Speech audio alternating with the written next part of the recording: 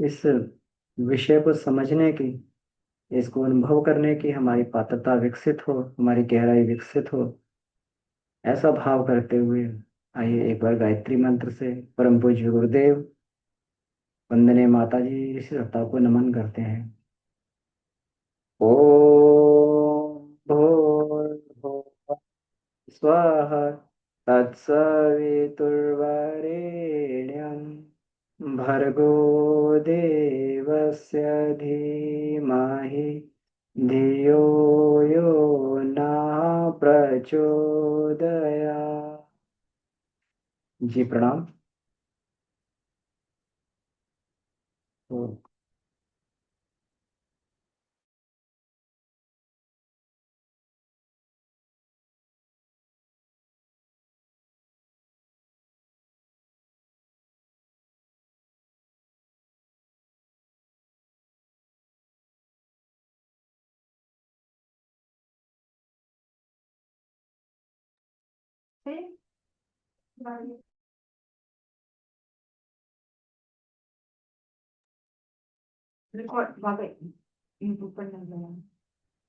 जी आइए अब हम लोग प्रारंभ करें।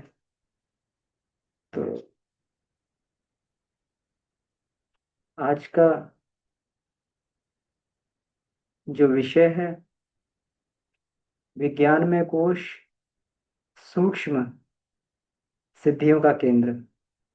पिछली बार हम लोगों ने जो विषय पे चर्चा की थी वो था विज्ञान में कोश का जागरण।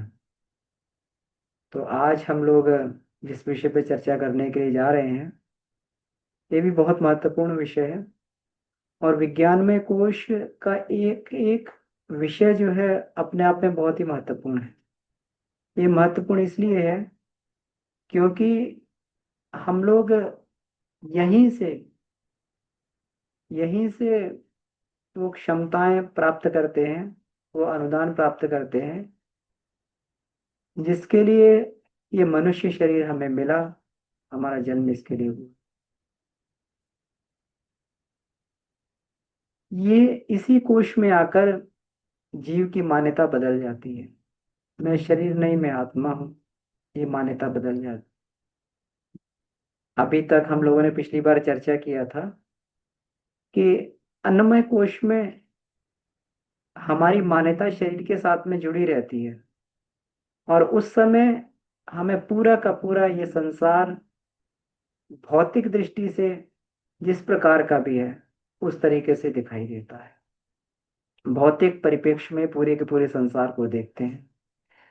कोई व्यक्ति काला है, गोरा है, मोटा है, पतला है, ठिगना है, यही हमारा मूल्यांकन होता है व्यक्ति को देखने को।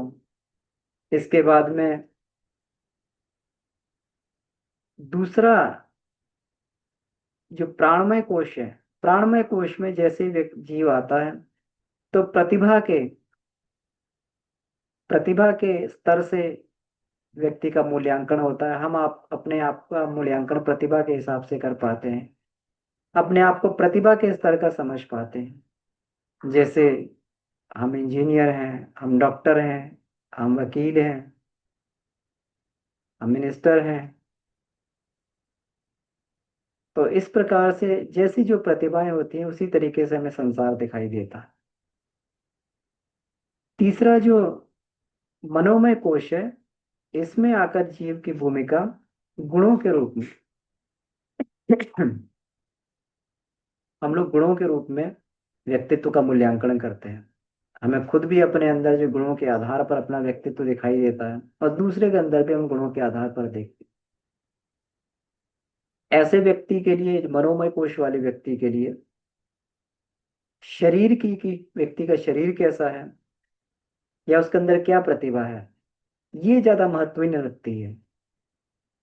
व्यक्ति किस प्रकार के गुणों वाला है ये महत्व रखने लगता है। वो व्यक्ति सद्गुणी है, दुर्गुणी है, चोर है, ईमानदार है, डाकू है, बेईमान है।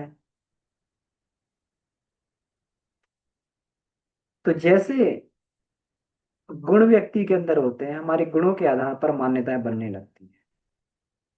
और विज्ञानमय कोश में जब व्यक्ति प्रवेश करता है तो विज्ञानमय कोश में आकर हमारी जो मान्यता है वो आत्मा के आधार पर बनने लगती है। यही वह कोश है जिसमें व्यक्ति महानता की तरफ पदार्पण करता है। जीवन के उस उद्देश्य को पूरा करने का प्रारंभ जहां से करता है वो ज्ञानमय कोश। और जीवन का केवल एक उद्देश्य कि इस जीवन को महानता के पथ पर चलाकर और उस श्रेणी में पहुंचा जाए, देव मानव देवता महामानव की श्रेणी में पहुंचा जाए। नहीं तो सामान्य स्तर से जीवन तो सभी लोग जीते हैं। विज्ञान में कोश, इसीलिए विज्ञान में कोश महत्वपूर्ण होता है। और इसका अनावरण, इसका परिष्कार अन्य तीनों कोशों से भी कठिन होता है।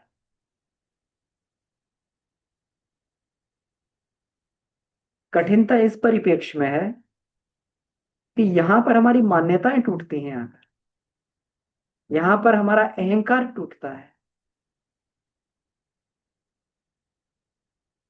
जो हमने अपनी मान्यता, क्योंकि व्यक्ति कुछ भी हो जाए अपनी मान्यता को नहीं छोड़ना चाहता है।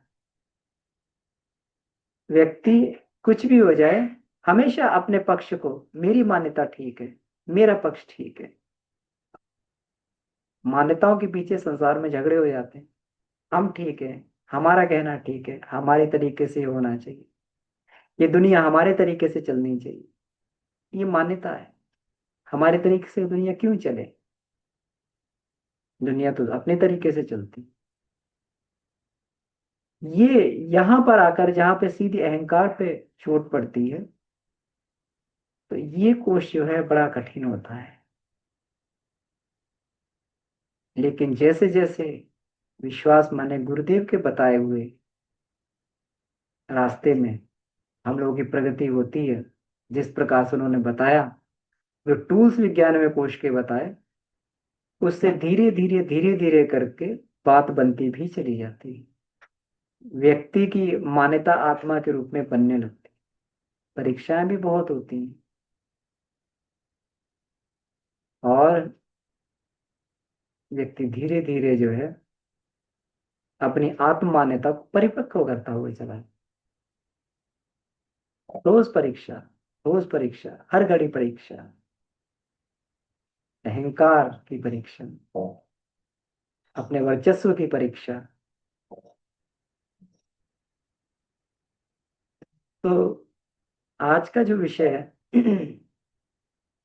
विज्ञान में कोश अतीन्द्रिय क्षमताओं का केंद्र। यहाँ से रिद्धियां सिद्धियां भी मिलती हैं। क्यों? तो यहाँ से वह बन गया, अपना उत्तराधिकारी बन जाता है, ईश्वर का उत्तराधिकारी बन जाता है, राजकुमार। तो जैसे उत्तराधिकारी राजकुमार बनता है तो राजा की संपत्ति पर उसका अधिकार हो जाता है।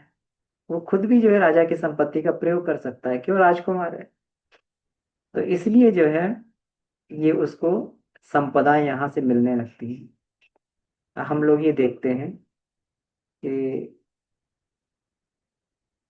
इस चैप्टर का, इसमें से कुछ ये जीस्ट निकाल के हमने ये स्लाइड तैयार की। इसको हम लोग ये देखते हैं कि इसमें गुरुदेव क्या कहना चाह रहे हैं।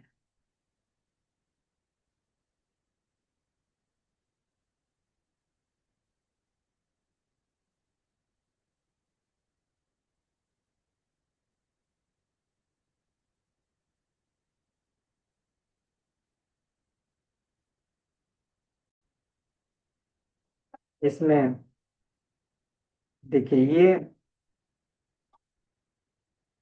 यहां से इसमें गुरुदेव बताते हैं कि जीवात्मा के 3 गुण अध्यात्म शास्त्र के अनुसार बताए गए हैं। ये उस परिष्कृत आत्मा की बात हो रही है, निर्लिप्त आत्मा की, सत्य, शिव और सुंदर। अब सत्य, शिव और सुंदर का कितना सुंदर यहाँ पर जो है गुरुदेव ने व्याख्या की है, इसकी व्याख्या कहीं और नहीं मिल सकती। कि विज्ञान की भाषा में यहाँ पर गुरुदेव ने ये कहा है, सत्य को उत्कृष्टता के प्रति श्रद्धा, आस्था कहा गया है। उत्कृष्टता के प्रति आस्था। हम लोग बार बार कहते हैं कि ईश्वर सच्चिदानंद है, सच्चित और आनंद है ना, सत्यम शिवम सुंदरम। वो कैसे है और उसका सही से अर्थ क्या है, सही मतलब उसका क्या है? तो यहाँ पर जो है गुरुदेव स्पष्ट करते हैं, सत का मतलब ये हो गया उत्कृष्टता के प्रति हमारी आस्था। ये सत का मतलब है, सत तत्व का मतलब है। और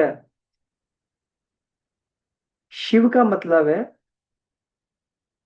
विवेक युक्त दूरदर्शी दृष्टिकोण, जिसको हम लोग प्रज्ञा भी कहते हैं, स्थित प्रज्ञा वाली स्थिति। शिव, शिव को हम लोग कल्याणकारी भी कहते हैं। तो कल्याणकारी तो तभी हो पाएगा जब हमारा दृष्टिकोण दूरदर्शी विवेकशीलता वाला होगा। क्योंकि अदूरदर्शी जो दृष्टिकोण होता है, जिसमें विवेक ना हो, वो व्यक्ति के लिए कल्याणकारी नहीं होता, अकल्याणकारी होता है।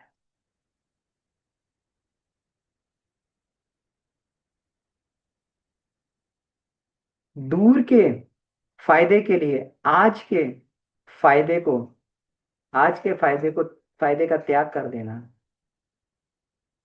ये दूरदर्शी विवेकशीलता इसको कहा जाता है। विद्यार्थी पढ़ाई करता है, तो पढ़ाई में सेक्रीफाइस करता है। उसको स्कूल जाना पड़ता है, स्कूल जाता है, स्कूल का काम करता है। चाहे तो अपना पाठशाला ना जाए और खेलता रहे, इधर उधर मौज मस्ती करे, ये भी एक एक तरीका है, ये भी एक ये है। लेकिन नहीं, उसको मालूम है कि अगर आज हम लोग ये पढ़ाई नहीं करेंगे, विद्यार्जन नहीं करेंगे, तो भविष्य हमारा अंधकारमय हो जाएगा। इसी को कहते हैं विवेक युक्त दृष्टिकोण। शिवत्व इसी को कहा जाता है। हम जो भी ऐसा काम कर रहे हैं जो हमारे लिए भविष्य के लिए कल्याणकारी है, आगे के लिए कल्याणकारी है, उस सब में हम लोग शिव की उपासना कर रहे हैं। यही शिव उपासना कही जाती है। प्रज्ञा युक्त दृष्टि ही हमारी शिव उपासना है। इसी दृष्टि को विकसित किया जाए। और तीसरा आता है सुंदरम, मतलब सौंदर्य बोध। सौंदर्य बोध कब होता है व्यक्ति? ये सृष्टि तो बहुत सुंदर है, लेकिन फिर भी इसमें कुरूपता दिखाई देती है। सौंदर्य बोध तभी होता है जब व्यक्ति के अंदर संवेदना जागृत होती, कलात्मकता जागृत होती। हम लोग कहते हैं ना, माँ सरस्वती हमें सरसता दे। जब माँ सरस्वती की सरसता हमारे अंदर आती है, कलात्मकता हमारे अंदर आती है, संवेदना अपने अंदर आती है, तो ये सारी की सारी सृष्टि सुंदर लगने लगती है। परमात्मा की सृष्टि में कहीं पर भी, थोड़ा भी कहीं पर कुरूपता नहीं है। ये कुरूपता हमें क्यों दिखाई दे रही है? क्योंकि मलिन दृष्टिकोण हमारा है। जब ये जैसे जैसे हमारी दृष्टिकोण परिष्कृत और पवित्र होता हुआ चला जाता है, सृष्टि में सौंदर्य के सिवा कुछ भी नहीं दिखाई देता। जैसा हमारा आत्मभाव होगा, जैसा हमारा आत्मभाव होगा, जैसे हम आत्मभाव का किसी भी वस्तु पर या व्यक्ति पर आरोपण करेंगे, वो व्यक्ति हमें वैसा दिखाई देने लगेगा। हम किसी से प्रेम करना चाहते हैं, तो अगर प्रेम का आरोपण हम उस पर व्यक्ति पे करेंगे तो उससे प्रेम हो जाएगा। और घृणा द्वेष का आरोपण करेंगे उसके ऊपर तो घृणा दोष हो जाएगा। इस संसार में कौन हमें प्रेम कर रहा है, कौन हमें प्रेम नहीं कर रहा है, इसके लिए संसार दोषी नहीं, इसके लिए हमारा दृष्टिकोण दोषी है कि हम किस पर क्या आरोपित कर रहे हैं। जैसे ही व्यक्ति के अंदर ये सौंदर्य वाला बोध जगता है, तो सभी पर, पूरे संसार पर जो है अपना सौंदर्य आरोपित कर देता है, और ये सारी की सारी सृष्टि उसको सुंदर लगने लगती है। नहीं तो ये जड़ जैसी सृष्टि में ना तो कुछ सुंदर है, ना कोई कुरूपता है। ये तो अपना ही आत्मभाव है। अब इसके बाद में, और ये जो सत शिव सुंदर है, जिसको आस्था, उमंग और सरसता भी बोलते हैं, ये जो सत शिव सुंदर है, यही आत्मा की परिष्कृत स्थिति है। यही आत्मा की परिष्कृत स्थिति है। इसी को अंतरात्मा बोला जाता है। हम जो बार बार अंतरात्मा की बात कहते हैं, ये आत्मा से आवाज आ रही है, ये अंतरात्मा से आवाज आ रही है। ये परिष्कृत आत्मा के गुण हैं, सत्य शिव सुंदर। अब पुरानी परिभाषा में, पुरानी क्यों हो गई, क्योंकि मनोमय कोश में तो हम यही परिभाषा सुन रहे थे कि अंतःकरण चतुष्टय मन होता है, हमारा अंतःकरण होता है। अंतःकरण चतुष्टय में क्या होता है? मन, बुद्धि, चित्त और अहंकार होता है। लेकिन जब जीव मन, बुद्धि, चित्त, अहंकार का परिष्कार करके जब परिष्कृत और पवित्र होता है, तब वो सत्य, शिव और सुंदर वाले भाव में चला जाता है। और जब सत्य, शिव, सुंदर वाला भाव आता है, तभी जो है उसके संसार में आनंद ही आनंद दिखाई देता है। अब ये हम लोग समझ सकते हैं। इसके लिए भगवान को कुछ नहीं करना है। हम लोग कहते हैं मैं आत्म साक्षात्कार कैसे हुआ है? इसके लिए भगवान को कुछ थोड़ी करना है। हमें तो केवल अपने दृष्टिकोण को उतना परिपक्व बना लेना है, सत्य शिव सुंदर के प्रति हमारी हमारी जो है वो गुण हमारे प्रकट हो जाए, आत्मा के सहज गुण प्रकट हो जाए। अभी तो उन गुणों को हमने ढक के रखा हुआ। आस्थाओं के प्रति, हमारी जो उत्कृष्टता के प्रति आस्था बन जाए, विवेक युक्त दूरदर्शी दृष्टिकोण हो जाए, और कलात्मकता, संवेदना, सौंदर्य का हम लोग आरोपण सीख जाएं, उसी दिन उसी को कहना चाहिए कि हमें आत्म साक्षात्कार हो गया।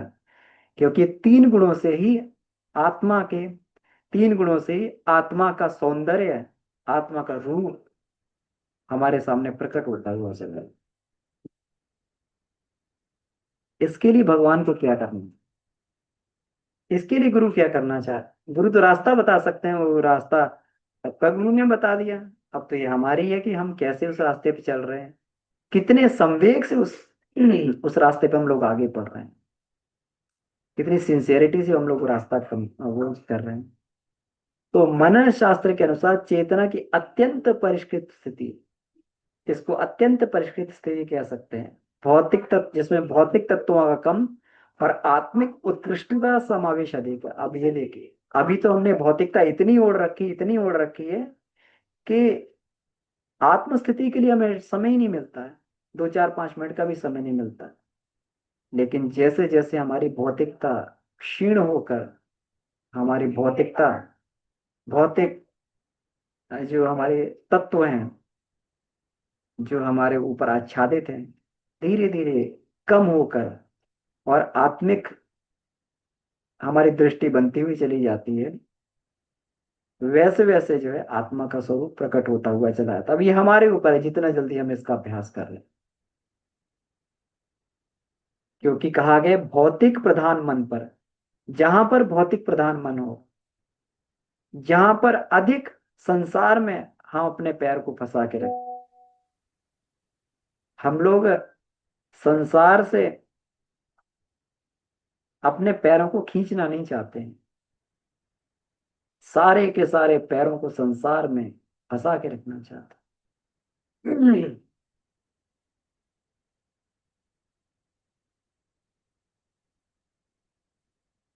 पढ़ लें, शादी कर लें, शादी के बाद बच्चे हो जाएं, बच्चों का जो है उनको सेटल कर दें, फिर उनकी शादियां हो जाएं, बच्चों के बच्चे हो जाएं, उनका ध्यान रखें, उनको भी सेटल कर दें, उसके बाद जो है उनके भी आगे चल के उनको भी सेटल कर दें। व्यक्ति संसार से निकलना ही नहीं चाहता है, उस चीज का उसको बोध ही नहीं हो पाता। पूरा का पूरा सारी की सारी क्षमताएं जितनी भी बचती हैं वो सारी की सारी, थोड़ी भी क्षमता बचती है व्यक्ति उसमें लगा देता है, संसार में लगा देता, संसार के इसको अर्जित करने में लगा देता। जरा भी समय, एक आध घंटा का भी समय अपने लिए नहीं बचा, अपनी आत्मिक प्रगति के लिए नहीं बचाता। तो जहां पर फिर ये भौतिकता अधिक छाई रहेगी, वहीं पर जो है, अब देखिए वासना, तृष्णा, अहंता, ये वासना, तृष्णा, अहंता, ये कोई ऐसा नहीं है कि ये कोई अलग से बुराइयां हैं। वासना, तृष्णा, अहंता तो केवल अति भौतिकता का परिणाम, अति भौतिकता का परिणाम। जहां पर अति भौतिकता होगी, जहां पर हमारा चिंतन संसारोन्मुख बहुत अधिक बढ़ जाएगा, बहुत अधिक हमारा ये होगा, उतनी हमारे अंदर ये सारी की सारी चीजें अपने आप प्रकट होती हैं। रिजल्ट है, जैसे क्रोध एक रिजल्ट होता है, हमारी आशाओं का, अपेक्षाओं का, अहंकार का एक रिजल्ट मात्र है।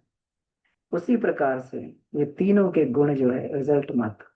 हम लोग वासना को कम करना चाहते हैं, हम लोग तृष्णा को, अहंता को कम करना चाहते हैं, इनसे लड़ना चाहते हैं, लेकिन भौतिकता को बिना कम किए हुए, संसार से जो है अपने पैरों को समेटे बिना जो है, इससे नहीं होता है। इसी को त्रिपादस्यम अमृतम भी कहा गया है कि ब्रह्म के तीन, इसीलिए संसार में लिप्त नहीं होता। भगवान कहते हैं कि मैं जब भी आता हूँ इस संसार में, भगवान कृष्ण कहते हैं अपनी माया को अपने अधीन करके आता हूँ। माया उनके अधीन क्यों रहती है? क्योंकि तीन पैर उनके अमृत में रहते हैं। त्रिपादस्यम अमृतम दिव्य जिसको कहा गया है। पादोस्य भूतानी, एक पाद से जो है, पादोस्य भूतानी, एक पैर से जो है पूरे के पूरे सब भूतों को नियंत्रित कर लेते हैं। एक ही पैर उनका भूत में रहता है और तीन पैर जो इनके अमृत में रहते हैं। अब हमारे जो है पूरे के पूरे सब कुछ हमारा जो है, ये सब ये भौतिकता में ये रहता है। इसीलिए ये, तो इसको समझ सकते हैं कि ईश्वर तुल्य बनना कोई बहुत ज्यादा कठिन नहीं है, केवल हमें करना क्या है, ये बिल्कुल स्पष्ट इसमें ये बताया हुआ है। अब देखिए, अब इसमें जो है चेतना की वह, अब अंतरात्मा की ही बात जो है आगे ये बताई जा रही है कि चेतना की वह उच्च स्तरीय पर जो आत्मा के अति समीप है, आत्मा के अति समीप है, वातावरण से प्रभावित कम होती है और उस पर अपनी मौलिकता का प्रभाव अधिक छोड़ती है, उसी को अंतरात्मा कहा जाता है। अंतरात्मा, इसी को हम लोग अंतःकरण कहते हैं। ये सबसे सबसे नजदीक होता है आत्मा के, अंतरात्मा कही जाती है। अब किसी को आपत्ति ना हो तो इसी को अंतःकरण शब्द से भी संबोधित किया जाता है।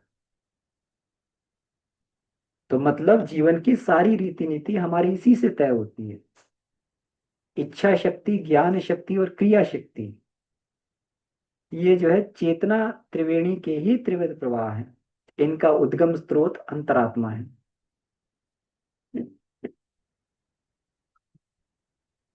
अब इसमें हम लोग ये विचार करके देखें कि जो अंदर से उमंगें उठती हैं, अंतःकरण से उमंगें उठती हैं, वैसे ही हमारी इच्छाएं पैदा होती हैं।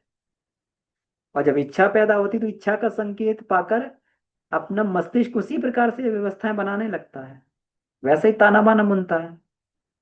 और जब जब जब मस्तिष्क ताना बाना बुनता है तो फिर शरीर तो स्वामी भक्त सेवक की तरीके से काम करता रहता है। इसलिए डिफॉल्टर हमारा मन नहीं है, मस्तिष्क नहीं है। हम लोग कहते हैं कि मन वश में नहीं, ये तो हमारी इच्छाएं हमारी अंतःकरण से, हमारी आस्था हमारे अंतःकरण में, इच्छा हमारी उमंगी वे पैदा हो रही कि मन तो केवल उसके इशारे पे नाच रहा है, मन केवल उसके इशारे पे नाच रहा है। नहीं तो मन की अपनी कोई स्वतंत्र सत्ता थोड़ी है।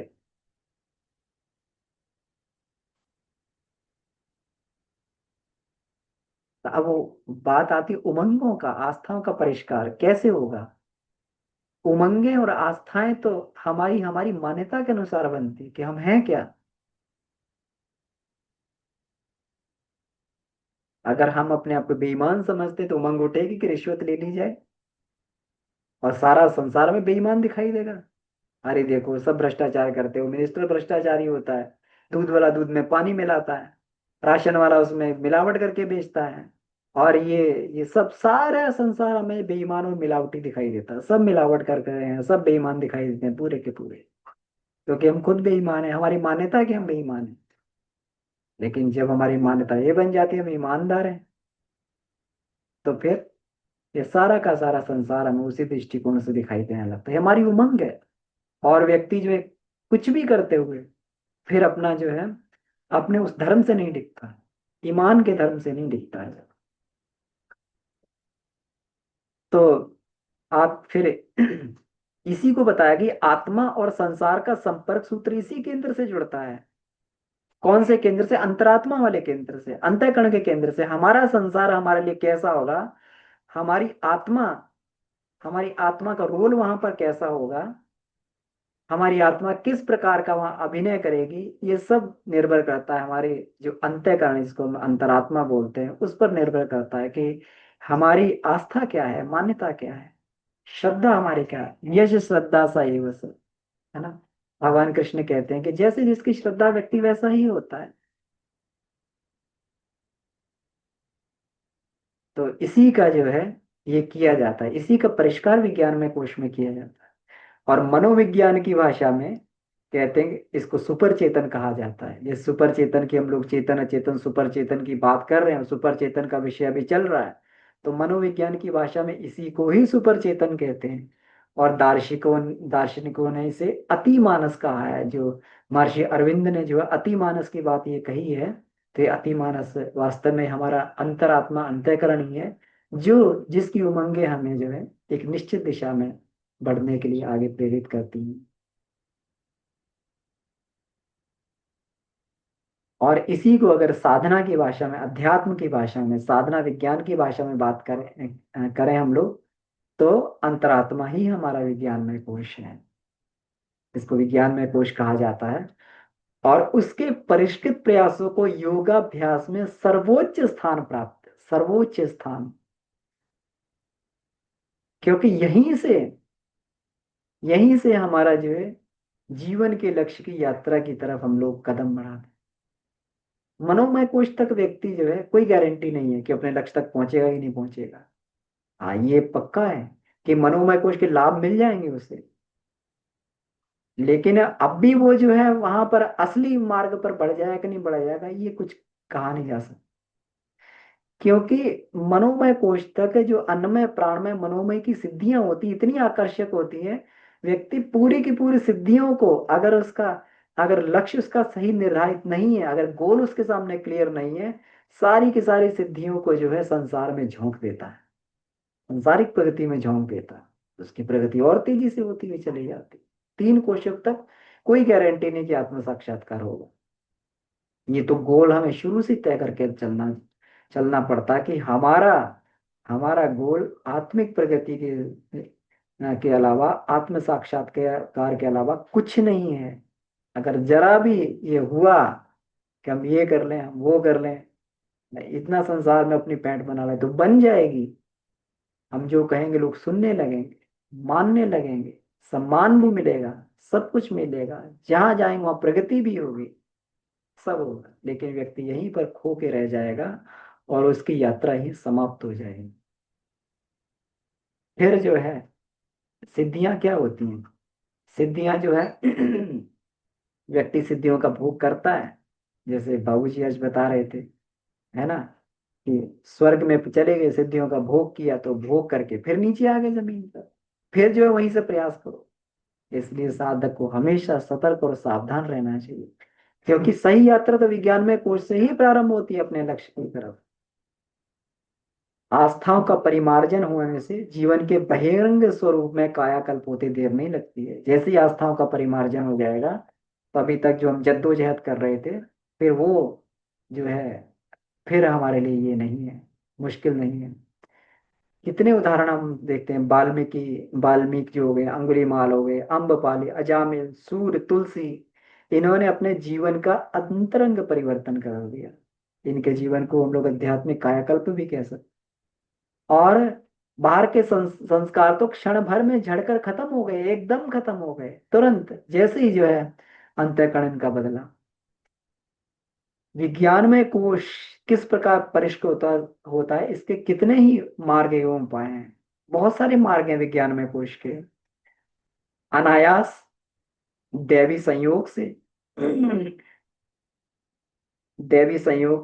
संयोग, अनायास संयोग और दैवी अनुग्रह आदि अन्य कारण भी इस क्षेत्र के विकास परिष्कार के कारण हो सकते हैं। हो सकता है किसी पे प्रभु की कृपा हो जाए और उसका अंतःकरण बदल जाए।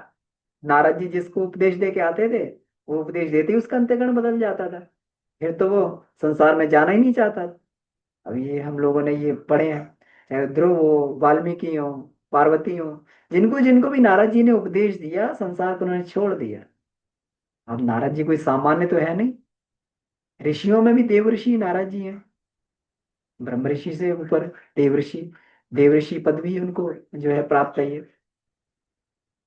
और भगवान के जो है वो है भक्तों में चरम है, भक्त शिरोमणि है।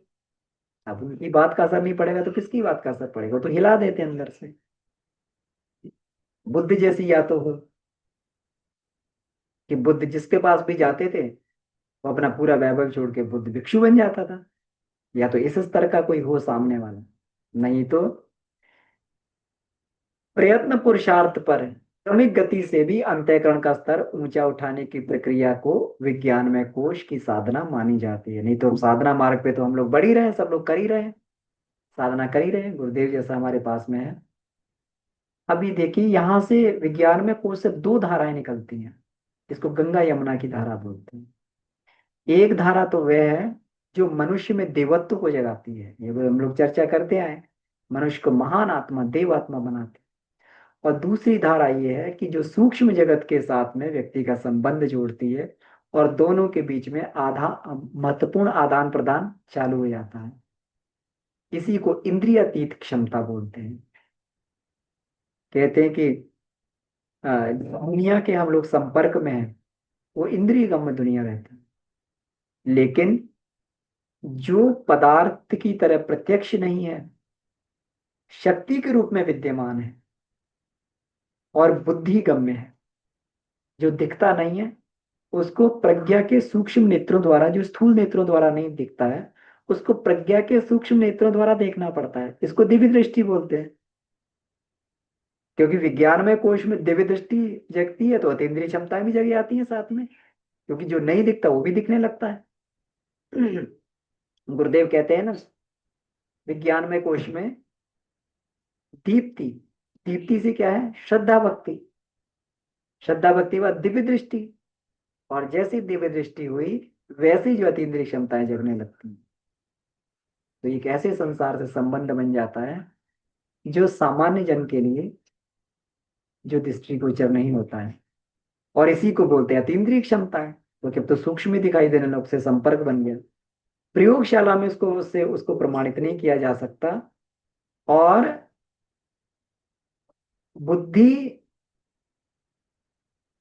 बुद्धि गम्य तो है, लेकिन बुद्धि उसका कारण नहीं समझ सकती है ये क्यों हो रहा है, क्योंकि ये तो सब हर जगह ब्रह्म समाया हुआ है। ये तो फिर वो भी बुद्धि, प्रज्ञा बुद्धि भी जब ये बुद्धि बनती है, रितंभरा बुद्धि बनती है, तब जाके पूरा का पूरा एब्सोल्यूट ट्रुथ के दर्शन होते हैं।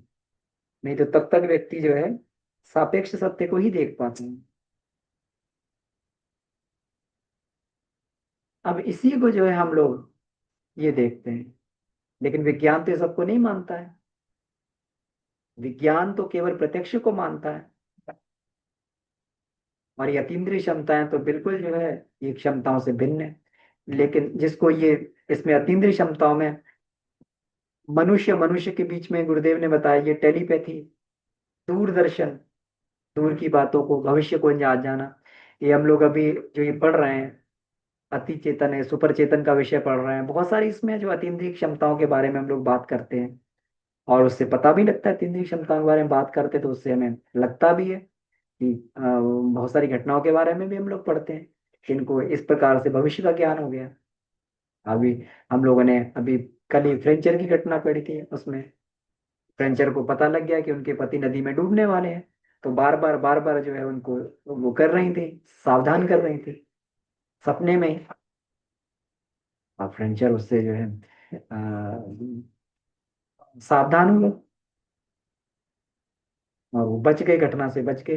तो ऐसी अनेक घटनाएं हैं जिसमें व्यक्ति भविष्य को देख लेता है। अतीन्द्रिय क्षमता है जो कभी कभी जो है व्यक्ति के अंदर जागृत हो जाती है, लेकिन साधना के प्रभाव से इसको हम लोग ये जागृत कर सकते हैं। अब अब लेकिन वो परिस्थितियां नहीं रही। अब धीरे धीरे आज का भौतिक विज्ञान भी इनको समझने लगा है, क्योंकि उसके सामने एक ऐसे संसार का प्रकटीकरण हो गया है कि जिसको नकार नहीं सकता है। अब ये देखिए कितना बढ़िया यहाँ पे गुरुदेव ने लिखा है, सूक्ष्म जगत से भी विचित्र सशक्त अध्यात्मवादियों के द्वारा प्रतिपादित सूक्ष्म सूक्ष्म जगत से भी विचित्र और सशक्त एक ऐसी सत्ता ये खड़ी हो गई है, जिसको हम लोग जो है एंटी मैटर और एंटी यूनिवर्स कहते हैं। और अब जो है विज्ञान समझने लगा है कि जितना दिख रहा है उतना तो कम से कम प्रत्यक्ष नहीं है, उसके अलावा भी बहुत कुछ है। ऐसा जब एंटी मैटर और एंटी यूनिवर्स की कल्पना जब ये आ रही है सामने, तब उन्हें लग रहा है कि जरूर इस संसार में ऐसा कुछ है जो प्रत्यक्ष नहीं है, और वो प्रत्यक्ष से बहुत अधिक शक्तिशाली है।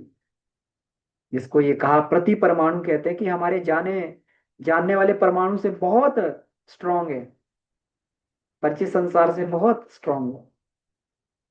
और ऐसी एंटी यूनिवर्स है, उसकी क्षमता जो है, इसको हम लोग प्रति विश्व बोलते हैं। तो ये हमारे दिखने वाले इससे बहुत अधिक जो है शक्तिशाली और सामर्थ्यवान हम लोग ये देखते हैं कि इसमें ये यूनिवर्स है,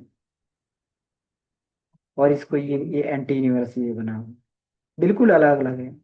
एक जो है एक स्थूल से जो है सूक्ष्म की ओर चल रहा है, ये प्रकाश की ओर, प्रकाश से सब पैदा हुआ, ये प्रकाश से सब पैदा हुआ, ये प्रकाश से पैदा हुआ सब कुछ, प्रकाश इसका ओरिजिन है, यहाँ से पैदा हुआ। और एक जो है पदार्थ से पैदा होकर प्रकाश की ओर चल रहा है। यहाँ पे समय भी उल्टा चलता है, मतलब ऐसी कल्पना ये की गई है कि वहाँ समय उल्टा चलता है। अब हम लोग जब हमारा समय सीधा चलता है, तो बच्चे से हम लोग जवान होते हैं, जवान से बूढ़े होते हैं। और वहां पे हो सकता है ऐसा हो कि बूढ़े से व्यक्ति जवान होता है, वहां से बच्चा बन के, और उसका वास्ते तो वहां पर समाप्त। तो इस तरीके से वहां पर जो है ऐसा ये बात है वहां पर। तो ये कहते हैं कि इतना शक्तिशाली यूनिवर्स है कि अगर थोड़ा भी संतुलन में गड़बड़ी पैदा हो जाए, तो देखते ही देखते हमारे यूनिवर्स को बिल्कुल निगल जाएगा ये। इतना इसके अंदर ये क्षमता है। इसको महादैत्य करके इसको बात कही गई है। और जो पौराणिक कथा है कि हिरण्याक्ष जो पृथ्वी को बगल में दबाकर भाग गए थे, है ना, तो उसी की परिकल्पना जो है, उस महादैत्य की परिकल्पना इस रूप में की जाए।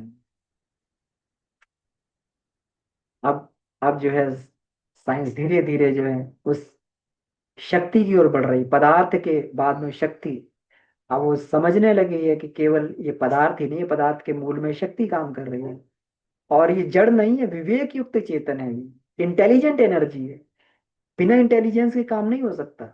जो इतना जो है इसमें ये चल रहा है, जो परमाणु के अंदर ये इलेक्ट्रॉन घूम रहे हैं और ये अपनी कक्षा में घूम रहे हैं, तो यहाँ जरूर कोई ना कोई इंटेलिजेंस, एक इंटेलिजेंट एनर्जी ही इसको ये चला रही है।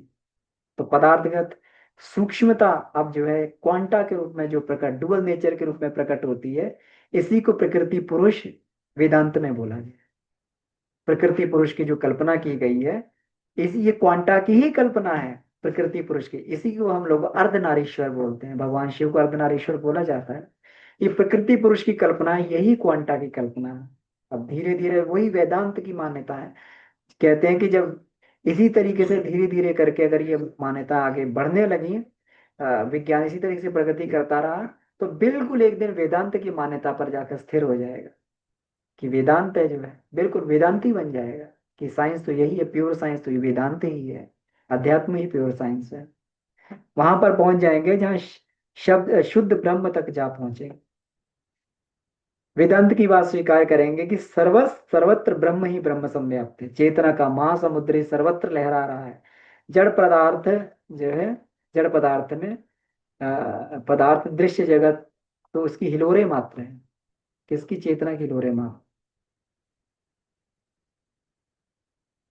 अब इसमें जो है गुरुदेव इसमें ये बात और स्पष्ट करते हैं कि जीव और ब्रह्म के अंदर, अब जब ये मालूम है कि चारों तरफ ब्रह्म का ही पसारा है, तो ये भी जो है बताते हैं कि जीव और ब्रह्म के मध्य में जो है आदान प्रदान करने के सुदृढ़ सूत्र विद्यमान है, सुदृढ़ गिव एंड टेक के। कि परमात्मा जीव की क्षमताएं का प्रयोग करे और जीव जो परमात्मा की क्षमताओं का प्रयोग करे, सुदृढ़ सूत्र इसके विद्यमान है। देखो इसमें कितना सुंदर बताते हैं, भौतिकता का अंश बढ़ जाने पर जीव प्रकृति परक हो जाता है, भौतिक आकांक्षा उपलब्धियों तक ही सीमित हो जाती इसलिए सीमित और दरिद्र दिखाई देता है। लेकिन जैसे जैसे उसकी निर्मलता बढ़ती है तो सूक्ष्मता ब्रह्म तत्व से, सूक्ष्म जगत से अपना घनिष्ठ संबंध स्थापित कर लेती है निर्मल होते हुए। तो इसलिए हमें तो केवल अपनी निर्मलता पे ही काम करना, परिष्कार पे ही काम करना। और फिर जो है ये देवोपम स्तर की स्थिति उसकी बन जाती है, जब वो उन उन आदान प्रदान उसके अंदर जो अपने निर्मलता से जैसे ही जो सूक्ष्म ब्रह्म के साथ उसका संबंध स्थापित होता है, तो उसको जो है देवोपम स्तर की स्थिति उसकी बनती हुई चली आती है। जो दुख दरिद्र में वो भटक रहा था, ये समाप्त होती हुई चली जाती है। तो दृश्य जगत में अदृश्य आत्मा का महत्व कितना है सर्वविदित है। तो सूक्ष्म जगत से संपर्क साध सकने की जो क्षमता विज्ञान में कोश की साधना से मिलती है, उसे महत्वहीन नहीं कहा जा सकता है। तो ये जो आत्म साक्षात्कार तो होता ही है, और साथ में जो है सूक्ष्म जगत से संपर्क साधने की भी क्षमता इससे प्राप्त होती जाती है, विज्ञान में कोश की प्रसुप्ति को हटाकर। व्यक्ति जो है सूक्ष्म जगत की सिद्धियां का उपयोग करने की जो है उसको सफलता मिलती हुई चली जाती है। साधना से सिद्धि की प्रचलित उक्ति को विज्ञान में कोश की सफलता कहा जाए तो कुछ अनुचित नहीं होगा। गुरुदेव ने साधना की सिद्धि के बारे में बात कही। अब इस सेंटेंस को पढ़ के हम लोग समझ सकते हैं कि गुरुदेव ने कौन सी साधना से सिद्धि की बात कही है। गुरुदेव ने मन के स्तर पर, शरीर के स्तर की साधना की बात नहीं की हुई। विज्ञान में कोश की साधना की गुरुदेव ने बात की है। अगर इतना हो जाए तभी साधना सफल होगी, नहीं तो फिर बात नहीं बनेगी। अब देखिए इसमें बहुत सारी जो है ये बताए गए हैं कि कौन कौन सी रिद्धियां सिद्धियां इसमें जो है ये मिलती हुई चली जाती हैं।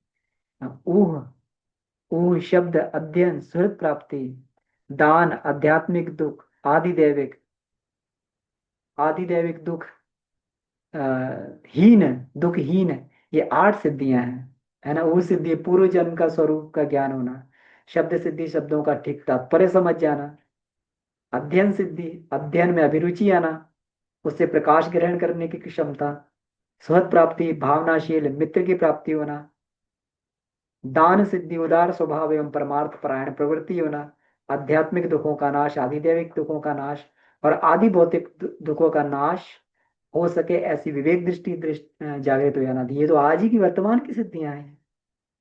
ये तो जो है हम लोग अष्ट सिद्धियों, इसकी अणिमा गरिमा लगिमा महिमा ये सब की बात करते हैं, लेकिन ये तो सिद्धियां जो है मनुष्य को आज के जीवन में प्रत्यक्ष उसको गायत्री साधना के द्वारा मिलती हुई दिखाई देती हैं, और सबको मिलती भी है। इसका मतलब हमारी साधना फलीभूत होती है। कितना सुंदर इसमें ये बताया गया है। ऐसे ही जो शिव संहिता में भी जो है ये सिद्धियों के बारे में बताया गया है कि शरीर में उत्पन्न कांति उत्पन्न हो जाती है, जठराग्नि बढ़ती है, शरीर निरोग होता है, वाक पटुता और सर्वज्ञता प्राप्त होती है, भूत भविष्य वर्तमान काल की वस्तु का ज्ञान प्राप्त होता है, जो शास्त्र सुने नहीं है उनके बारे उनके रहस्य जानने तथा व्याख्या करने की शक्ति प्राप्त हो जाती है, जो सुने भी नहीं है। उस योग साधक की जीवा पर सरस्वती नृत्य करती है और मंत्र आदि सरलता पूर्वक सिद्ध होते हुए चले जाते हैं। ये जो है और ये कितना बढ़िया गुरुदेव ने आज की सिद्धियों के बारे में लिखा है। बिल्कुल नहीं लिखा कि हवा में उड़ने की सिद्धि होती, गायब होने की सिद्धि होती, सब बिल्कुल आज की सिद्धियों के बारे में। जैसे जैसे चित्त की सामर्थ्य बढ़ती है, दूरदर्शन दूर श्रवण वाक सिद्धि कामना पूर्ति अनेक सिद्धियां मिलती हुई चली जाती है। अभी कितना महत्वपूर्ण श्लोक है। आसन से रोग, प्राणायाम से पातक, प्रत्याहार से मनोविकार दूर होते हैं, धारणा से धैर्य आता है, ध्यान से ऐश्वर्य प्राप्त होता है, समाधि से मोक्ष प्राप्त होता है, कर्म बंधन समाप्त होते हैं। तो ये जो विज्ञान में कुछ की साधना अद्भुत है, और कितनी सिद्धियां इसमें प्राप्त होती है, कितना बढ़िया इसमें ये दिया हुआ है। इसको और भी विस्तार में, बहुत बड़ा चैप्टर है, इसको और विस्तार में हम लोग जो है इस चैप्टर में पढ़ सकते हैं कि विज्ञान में कुछ सूक्ष्म सिद्धियां का केंद्र वाङ्मय नंबर 13 में दिया हुआ है। जरूर पढ़ें, जरूर अध्ययन करें, इससे हमारी श्रद्धा बढ़ती है। तो बहुत बहुत आभार सभी का। तो इतना ही मुझे बात रखनी थी। अब किन्हें कोई प्रश्न हो या अनुभव हो तो हम लोग चर्चा कर सकते हैं।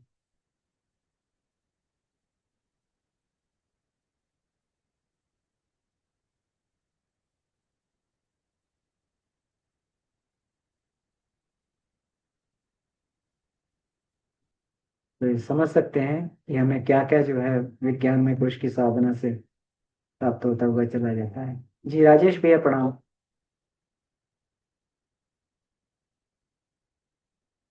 जी राजेश भैया, आप अपने आप को, एक मिनट आप म्यूट नहीं कर पा रहे होंगे अपने आप को। एक मिनट, मैं ये खोल देता हूँ, इसमें खुला नहीं है। जी। जी भैया, म्यूट कर लीजिए, अनम्यूट कर लीजिए। भैया प्रणाम। प्रणाम भैया। भैया बहुत जबरदस्त, मतलब आज आपने हम लोगों को बताया ये सब कुछ।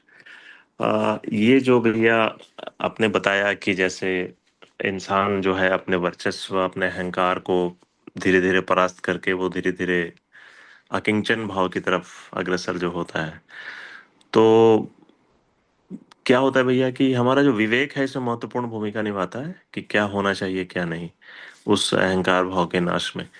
परंतु इस विवेक का विस्तार कैसे होगा भैया? मतलब ठीक है, साधनाओं से होगा, ऐसे होगा, लेकिन बतौर साधक जो है वो उस बात की जानकारी तो है कि हाँ ये जो है विवेक पूर्ण कार्य नहीं हुआ, या विवेक पूर्ण बात नहीं कही गई, या कहीं ना कहीं मेरा अपना आत्म अहंकार या जो ये सब वर्चस्व वाली बात जो अभी आपने बताई वो सब हावी है।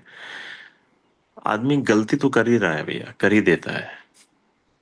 तो इस विवेक का कैसे विस्तार हो कि आदमी अपने चीजों को, सोच को, विचारों को एनालिसिस करके सही निर्णय लेकर के तुरंत रिएक्शन जो आ जाता है उसको कैसे कंट्रोल किया जाए?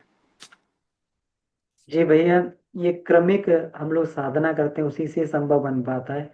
ये बिना अभ्यास के संभव नहीं है। और जिस रास्ते पे हम लोग चल रहे हैं, और हमें लग भी रहा है कि हमारे अंदर दूरदर्शी विवेकशीलता बढ़ रही है, तो ये भैया बढ़ती हुई अपने आप क्रमिक उससे ही अभ्यास से ही बढ़ती है। इसका और कोई रास्ता नहीं है। इसमें कहा ना कि कामेशा क्रोधेशा रजोगुण समुद्भवा। जैसे जैसे हमारा रजोगुण तमोगुण कम होने लगता है, सतोगुण बढ़ता है, अपने आप हम लोग जो है स्थिर और शांत अवस्था हो जाती है। व्यक्ति रिएक्ट नहीं करता है ना। रिएक्ट करने का मतलब है कि हमारे अभी हमारे अंदर जो है रजोगुण बढ़ा हुआ है, ये हमारे अंदर तमोगुण अधिक है, तो इस वजह से जो है अभी रिएक्शन हो रहा है। लेकिन धीरे धीरे साधना के माध्यम से धीरे धीरे ही कम होगा। और जब ये कम होगा, और गायत्री की साधना तो वैसे भी विवेक की ही साधना है, और विवेक बढ़ भी रहा है भैया, इसी से ही बढ़ेगा और धीरे धीरे ही बढ़ेगा भैया। इसका बिल्कुल भी हमें बिल्कुल धैर्य से ही आगे बढ़ना है। और यही रास्ता है, बिल्कुल सही रास्ता है जिस रास्ते पे आप चल रहे हैं।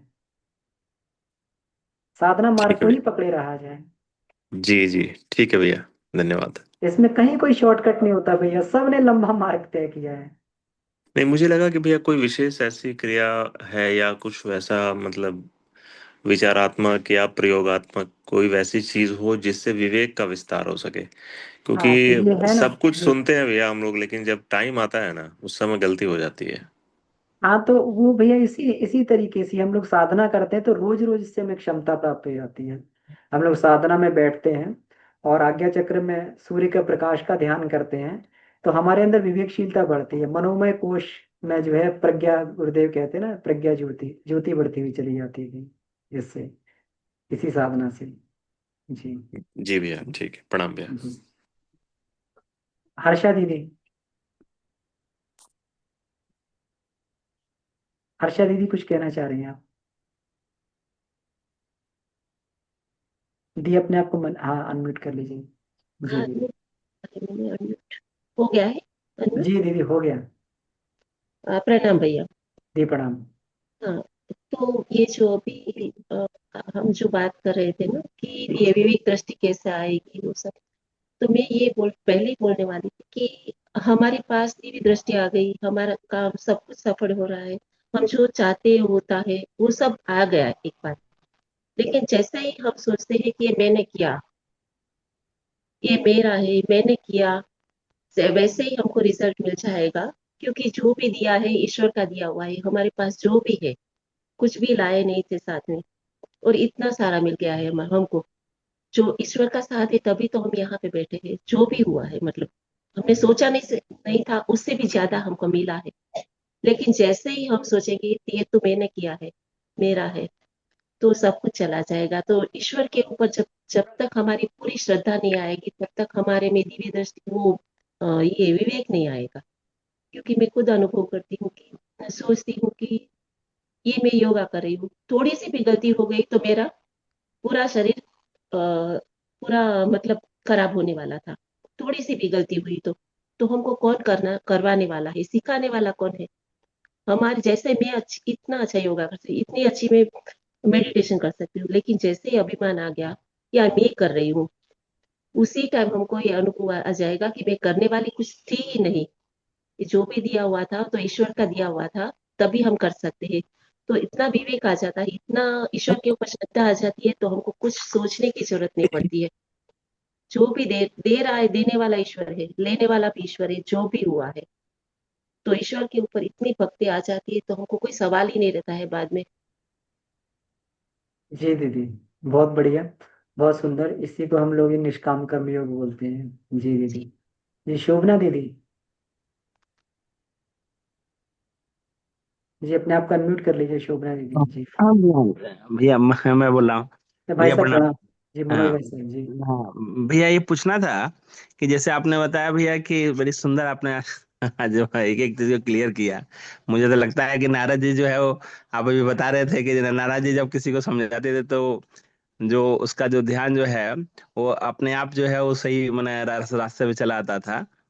तो वो हम लोग को तो अनुभव होता है आपके बताने से। तो उसमें एक आपने अभी बताया कि जो अंतःकरण से जो भाव संवेदना उत्पन्न होती है उसी से विचार होते हैं, उसी से क्रिया होती है। तो हम जो अंतःकरण से जो विचार भावना उत्पन्न हो रही है वही क्यों नहीं हम ठीक करें? तो सारा के मन का तो कोई रोल ही नहीं है, मन तो क्रिया कर रहा है। जैसे मैं भावना आ रही है वैसे विचार बन रहे हैं, वैसे क्रिया हो रही है। तो मन तो उसके अनुरूप कार्य कर रहा है। तो जहाँ जड़ पे ही हम उसको वहां पे कैसे ठीक करें, वहां ठीक कर दे तो सब अपने आप सही होते हुए चला जाए। तो उसको हम कारण शरीर माने ना भैया, जो वहां से जो मैंने ज्यादा डिफिकल्ट तो मुझे लग रहा है कि सारी बीमारी तो का जड़ वही है, जो भावना जहाँ से वो उत्पन्न हो रहा है। तो उसको कैसे भैया उसको जी किया जाए? भैया, जी उपासना जो है कारण शरीर के लिए ही की जाती है। हम लोग भक्ति करते हैं, प्रार्थना करते हैं, उपासना करते हैं। और जी गायत्री साधना का उद्देश्य जो चैप्टर है उसमें, महाविज्ञान भाग 1 में बड़ी सुंदर लाइन कही गई है। उसमें ये कहा गया है कि गायत्री साधना का उद्देश्य जो है, गायत्री साधना, गायत्री साधना मन और बुद्धि को तंद्रित अवस्था में छोड़कर, मन और बुद्धि को तंद्रित अवस्था में छोड़कर सीधे हमारे अहंकार में प्रवेश कर जाती है। और हमारी मान्यताएं बदलने लगती हैं कि मैं ब्राह्मी शक्ति का, हमारी हमारी मान्यता बदल सकती है, मैं ब्राह्मी शक्ति का आधार हूँ। ब्राह्मी जी जी शक्ति मेरे अंदर प्रवेश कर रही है। जी तो भैया। धीरे धीरे जी मान्यता हमारी बदलने लगती है भैया। तो ये साधना जो है सीधे मन बुद्धि को छोड़ के सीधे अहंकार बदलने लगती अच्छा अच्छा, बिल्कुल बिल्कुल भैया। जी जी है ना। तो जी ये जी। ये कारण उपासना जो है कारण शरीर के लिए ही की जाती है भैया। अच्छे, बिल्कुल बहुत सुंदर जी भैया। जी। जी जी जी जी। इसीलिए हम देखते हैं कि स्वाध्याय से जो लाभ हम लोग को मिल रहा है, हम्म। तो वहां पे भाव में बहुत मैंने पहले की अपेक्षा जो है वो भाव संवेदना में बहुत परिवर्तन हुआ है। हाँ, तो तो ये इसीलिए है कि उपासना भी नियमित चल रही है, आपकी साधना जी भी नियमित चल रही है। जी जी जी जी जी जी भैया जी। बहुत जी सुंदर भैया, बहुत सुंदर। जी धन्यवाद। जी जी। धन्यवाद उमा दीदी। दी प्रणाम। जी भैया प्रणाम। जी जी अ, सबसे पहले तो आज की कक्षा बहुत ही सुंदर। जी, मतलब इसके लिए हम लोग गुरुदेव को आभार दीदी। कई बार पढ़ चुके 13 नंबर वांग में भैया, लेकिन एक एक लाइन, एक एक शब्द का जो विश्लेषण आज हुआ, बहुत बढ़िया। दूसरी बात ये है कि जो राजेश भैया बोल रहे थे, रिएक्शन का, इमीडिएट रिएक्शन जो होता है किसी से बात से, इसमें भैया मैंने बहुत काम किया, क्योंकि मुझे भी गुस्सा बहुत आता था। तो इस पे मुझे एक चीज, हर आदमी की साधना का अलग अलग अपनी मन स्थिति के अनुसार होता है। तो मुझे जो लगा ना कहीं इसमें हमारा अहंकार बहुत आड़े आता। और इसमें इमीडिएट रिएक्शन को रोकने के लिए मुझे कुछ क्षण के लिए मौन होना बहुत कारगर लगा। क्योंकि फिर वो ना हमें सोचने पर कि हमारी कहाँ ये था, क्यों रिएक्शन, कैसे, सामने वाले के बारे में भी सोचने के लिए विवश करता है और अपने बारे में भी। तो मुझे ये चीजें मेरे मामले में बहुत कारगर हुआ कि उस समय हम थोड़ा मौन रहे। तो ये मैं वही रखना चाहती थी आप लोगों के पास। और साधना के बगैर तो कुछ संभव ही नहीं है। ये भी मौन रखने की जो हमें प्रेरणा मिलती है, ये भी साधना से ही मिलती है। जी भैया, यही कहना था। जी प्रणाम भैया। जी दीदी, बहुत बहुत उमा दीदी, धन्यवाद। मैं यहाँ पे थोड़ा सा ये बोलना चाहूंगा दीदी, जब बातचीत के क्रम में कोई सिचुएशन आया जहाँ रिएक्शन की बात हुई वो तो एक अलग चीज है। बट जी ऐसा कोई घटना हुई या आपने कहीं से कुछ अपने बारे में सुना और उसको जी लेकर के फिर आपके अंदर एक वो घुमड़ घुमड़ शुरू हो गया कि अरे ऐसा कैसे बोल दिया, ठीक है, जी या वो ऐसा कैसे कर सकता है। तो वो उसको यहाँ पर बातचीत नहीं है कि मौन में चला जाए। ये हाँ घटना भैया। कल हुई है, आज आपको पता चली अच्छा है, और आप कल के बाद और एक हफ्ते तक परेशान हैं इस चीज से। जी भैया, इसके पता है भैया, हम लोग चूंकि हाउस वाइफ हैं, पारिवारिक हैं, और आप जानते हैं कि समाज घर में एक दूसरे के पीछे ही बातें होती है। इस पे मैंने बहुत काम किया है भैया। क्या होता था ना, मैं आप 8 दिन की बात करते हैं, मैं महीनों घुटती रहती थी कि मैंने तो ऐसा किया नहीं, फिर क्यों। फिर पता है, बाबूजी के क्लास या कुछ भी, वो चिंतन करती रहती थी कि आखिर इससे निकला कैसे जाए। कहाँ हमारी ये में चूक थी, हमें अपनी चूक दिखती ही नहीं थी। अंत में विश्लेषण इसी पे हम लोग पहुंचते हैं, मैं पहुंचती हूँ कि भाई उसकी मन स्थिति जैसी है उसके अनुसार वो कर जाए।